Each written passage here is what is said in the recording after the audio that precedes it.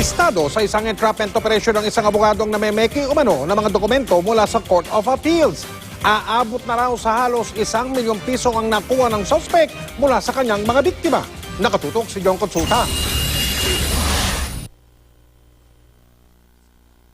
Ilang minuto nakipag-usap ang target ng operasyon na si Attorney Marie Frances Ramon sa biktima sa fast food na ito sa Calao, Maynila nang tanggapin ng suspect ang marked money.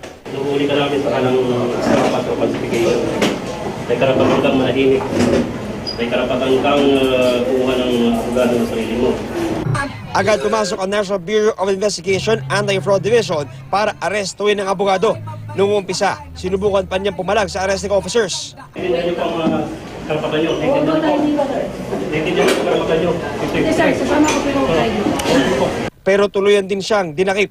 Ayon sa NBI, huli sa akto ang suspect sa pagbebenta ng pinaking desisyon ng Court of Appeals sa isang pamilya na kanya sanang bibiktimahin. Nanghihingi siya ng additional payments para sa services niya na it turned out nga na hindi naman totoong ginawa niya.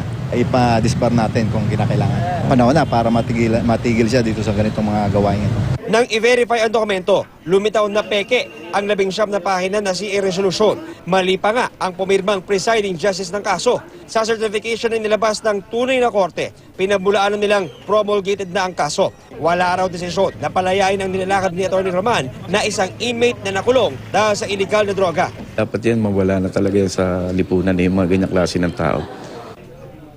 Ayon sa NBI, aabot na sa halos 1 milyong piso ang nakuha ng abogado sa mga biktima. Naging matipid naman ang sagot ng suspect. No comments muna po, please. Are you a lawyer? Yes, I am a lawyer. I'm a legal lawyer. Please, so yun lang po. Yun lang request po, please. Inihanda ng reklamong estafa at falsification of public documents laban sa inarestong abogado habang patuloy namang iniimbitahan ang iba pa mga posibleng naging biktima na maghain din ng kahalintulad na reklamo. John Consulta, Nakatutok, 24 Oras.